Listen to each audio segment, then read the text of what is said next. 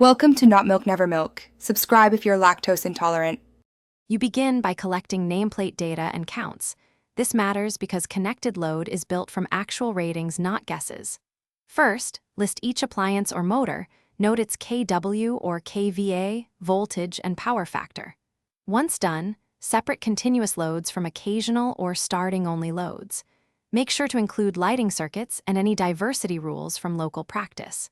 If an item only shows amps, convert to kW using kW equals V times A times PF, /1000 for single phase, and adjust for three-phase accordingly. You now convert all entries into kW so they're comparable.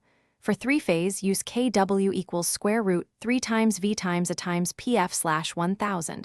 For single phase, use V times A times PF /1000. Next, sum continuous loads to get a base connected kW.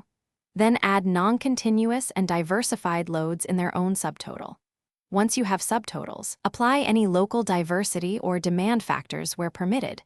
This reduces theoretical maximum to a practical design connected load. Keep clear notes for each step. You finish by summing the categorized kW subtotals. Continuous plus non-continuous plus motor starting allowances equals the connected load in kW. Once done, present the number to the required decimal precision and document every assumption: power factors used, applied diversity factors, and conversions. If the total seems off, troubleshoot by rechecking power factor entries, verifying single versus three-phase formulas, and confirming nameplate values. One key tip: inconsistent PF or mistaken phase is the most common error, so double-check those first. Thanks for watching. If this was helpful, leave a like and consider subscribing. See you next time.